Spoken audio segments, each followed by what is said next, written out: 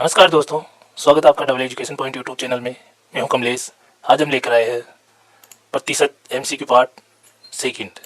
यह एमसीक्यू का दूसरा पार्ट है दोस्तों प्रतिशत का। इसमें देखते हैं पहला प्रश्न। एक व्यक्ति की आय 8,000 रुपये थी।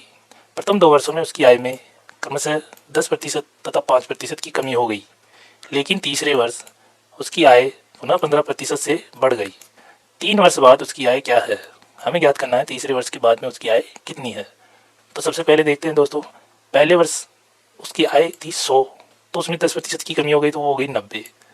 आगे देखिए दूसरे साल की बात करें तो दूसरे साल भी उसकी आय मान लेते हैं कि 100 थी, तो उसमें से 5% की कमी आ गई तो वो 95% रह गई। तीसरे वर्ष की बात करें तो दोस्तों उस आय को भी हम 100 मानते हैं और देखते हैं कि 15% की वृद्धि हो गई। तो हमने देखा कि पहले 100 थी तो उसकी 115 हो गई। तो दोस्तों इनको आपस में काटने के बाद हमारे पास ये प्राप्त हुआ 10:9 में उसकी आय रह गई पहले साल। दूसरे साल की बात है तो 20:19 में उसकी आय रह गई। तीसरे साल की बात करें तो यहाँ पे 20:23 में उसकी आय आ गई। इन सबको काटने के बाद में हमारे पास की वैल्यू प्राप्त हो गई।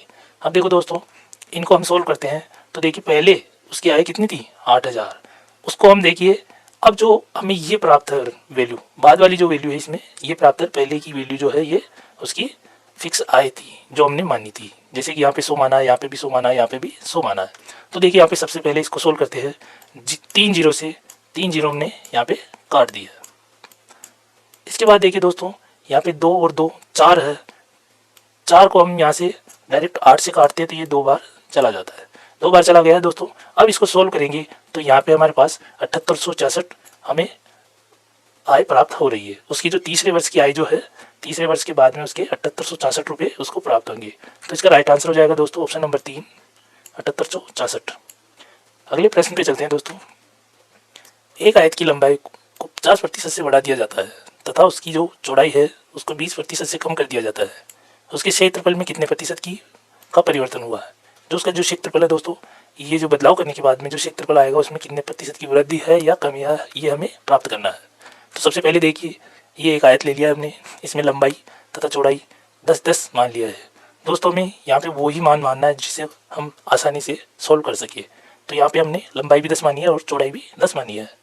अब देखिए दोस्तों इसने कहा कि 50% लंबाई में वृद्धि कर दी, तो पहले इसकी चौड़ाई वो लंबाई 10 थी, इसको 15 कर दिया है। चौड़ाई पहले 10 थी उसको 8 कर दिया है, क्योंकि यहाँ पे देखिए चौड़ाई को 20% से कम कर दिया जाता है। तो देखिए यहाँ पे 8 तो इसकी चौड़ाई हो गई, लंबाई की बात करें तो 15 हो गई। अब देखिए इसको सोल्व करते हैं तो सबसे पहले वाले इसको सोल्व करते हैं। इसकी लंबाई की बात करें तो देखिए यहाँ पे 10 की बजाय 15 हो गई है। दूसरी बात करें तो देखिए इसके अंदर जो चौड़ाई है वो कम हो गई है। कितनी? 2 कम हो गई है, क्योंकि 20% की हमें कमी कर दी है। तो यहाँ पे 20% की कमी कर दी है। इसके बाद इसको सोल्व करते हैं तो पहले देखो इन दोनों को मल्टीप्लाई किया तो यहाँ पे 100 आ गया, और यहाँ पे देखो 15 × 8 करने के बाद में हमारे पास 120 प्राप्त हो गया। तो देखिए हमें यहाँ से आसानी से पता चल रहा है कि 20% की वृद्धि हो गई। तो दोस्तों 120 में से 100 को घटाएंगे तो हमें पता चल गया कि 20% की वृद्धि हो गई। तो इसका राइट आंसर हो जाएगा दोस्तों ऑप्शन नंबर 1, 20% की वृद्धि। अगले प्रश्न पे चलते हैं दोस्तों। 20 लीटर मिश्रण से जिसमें 60% अम्ल है। एक कोई मिश्रण है जिसमें जो 20 लीटर का है उसमें 60% अम्ल है। में कितने लीटर पानी मिला दिया जाए कि प्राप्त मिश्रण में 30% अम्ल हो? अब देखिए दोस्तों पहले की जो मिश्रण था जो 20 लीटर था उसमें 60% अम्ल है, लेकिन इसमें कुछ पानी मिलाना, उसके बाद में हमारे को मिश्रण में 30% अम्ल रह जाना चाहिए। तो देखते हैं सबसे पहले 60% क्या है हमारे पास अम्ल और 40% पानी। तो देखिए इसमें 20 लीटर है टोटल, इसमें 60% निकाला तो 12 लीटर जो है हमारे पास अम्ल आ गया और 8 लीटर पानी आ गया। इसके बाद इसने कहा देखो ये 12 लीटर अम्ल तो उतना का उतना ही रहना है, लेकिन उसका प्रतिशत कितना हो जाना चाहिए 30%। तो देखिए ये जो 12 लीटर ये 30% रह गया, तो हमारे को 100% निकालना है। तो देखिए यहाँ पे 30 को 12 का जो है 30 से डिवाइड करके हम 100% निकाल रहे हैं। तो इसको सोल्व करने के बाद 0 से 0 काटा, इसके बाद इसको 3 से 12 को काटा तो 4 बार चला गया है दोस्तों। तो यहाँ पे देखिए 10 × 4 40 लीटर हमें प्राप्त हो गया है। इसके बाद देखिए 40 टोटल प्राप्त हुआ है, जो पानी मिलाया है उसके सहित हमें प्राप्त हुआ है। पहले था दोस्तों 20 लीटर, बाद में आया 40 लीटर। तो हमें इससे पता चल गया है कि हमारे पास 20 लीटर जो है पानी मिलाया गया है। तो इसका राइट आंसर हो जाएगा दोस्तों ऑप्शन नंबर 1, 20 लीटर। अगले प्रश्न पे चलते हैं दोस्तों। मीनाक्षी ने प्रथम 7 परीक्षाओं में औसतन 58 अंक प्राप्त किए। जो मीनाक्षी है उसने 7 परीक्षाओं में औसतन अंक जो है 58% प्राप्त किए। 8वीं परीक्षा में वह कितने अंक प्राप्त करे, कितने प्रतिशत अंक प्राप्त करे कि पूरी 8 परीक्षाओं में उसका औसत जो है 60% हो जाए। तो देखिए दोस्तों, पहले था 7 परीक्षाओं में 58 और 8वीं परीक्षा में उसको कुछ अंक ज़्यादा लाने हैं कि सभी परीक्षाओं में 60% अंक औसत हो जाए। तो देखिए इसको सोल्व करते हैं। सबसे पहले देखिए 7 × 58 करते हैं तो हमारे पास 406 अंक प्राप्त होते हैं टोटल। सभी परीक्षाओं के टोटल अंक की बात करें तो 406 अंक होते हैं।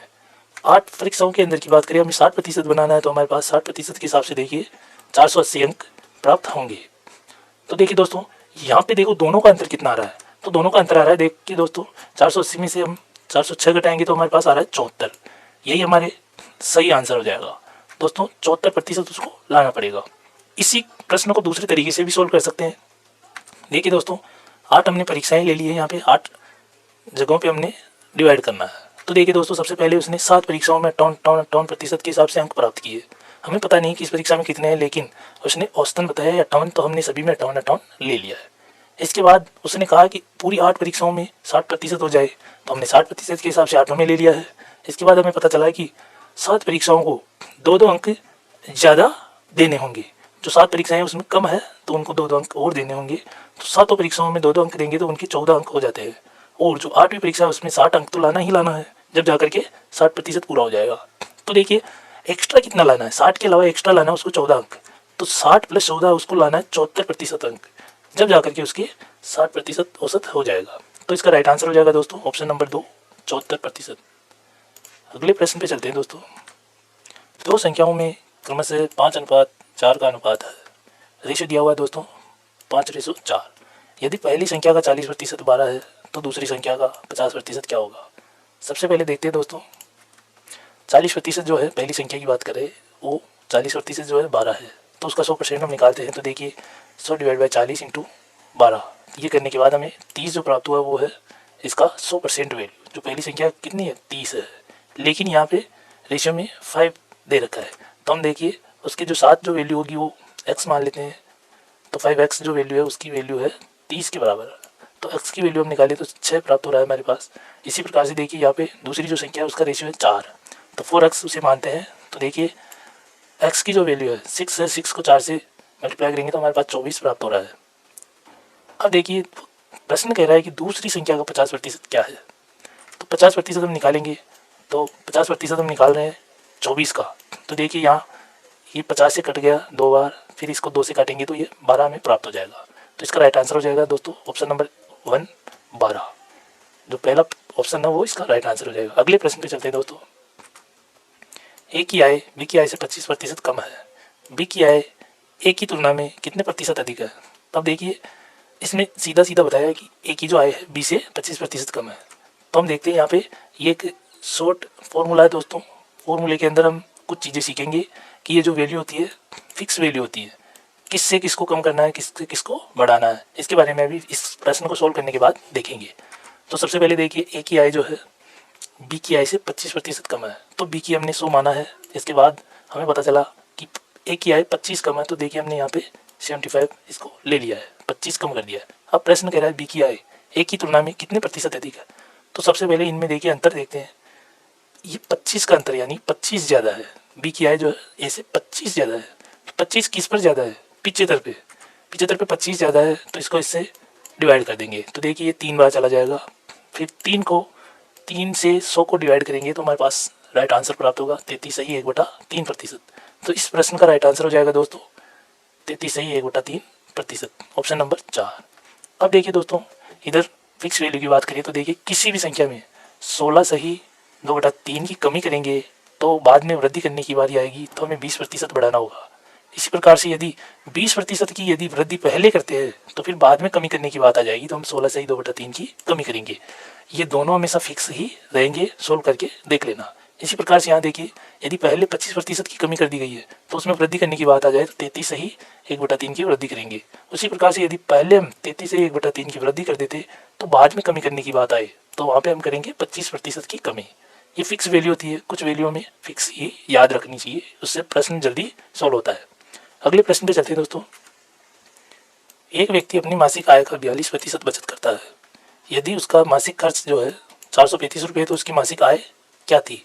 तो देखिए यहाँ पे तो 42% दिया हुआ है वो बचत है। अब देखते हैं दोस्तों, बचत जो है 42, तो हमें पता चला कि 100% उसकी आय है, उसमें से 42% बचत है, तो खर्च कितना है 58%। लेकिन उसने प्रश्न में दिया हुआ है 435 रुपये उसका खर्च है। तो देखिए 435 किसके बराबर है, 58% के बराबर। तो हमें क्या है निकालना है, 100% निकालना है। 100% निकालने के लिए 100 को 58 से डिवाइड करके 435 से मल्टीप्लाई करेंगे, तो यहाँ पे हमें प्राप्त हो रहा है 750। ये इसका राइट आंसर हो जाएगा। इसकी आय कितनी होगी दोस्तों, 750 रुपये। तो इसका राइट आंसर हो जाएगा ऑप्शन नंबर 1, 750। अगले प्रश्न पे चलते हैं दोस्तों। गेहूं के मूल्य में 40% वृद्धि कर दी गई है, नए मूल्य में कितने प्रतिशत की कमी की जाए कि प्रारंभिक मूल्य प्राप्त हो जाए। दोस्तों यह प्रश्न पहले प्रश्न की तरह ही है कि इसमें दिया है 40% वृद्धि करने के बाद में कितनी कमी की जाए कि मूल्य पहले वाला ही प्राप्त हो जाए। तो देखते हैं, इसको देखते हैं। यही चीज़ यहाँ पे हमने टेबल दे दी है, लेकिन इसको सोल्व करते हैं।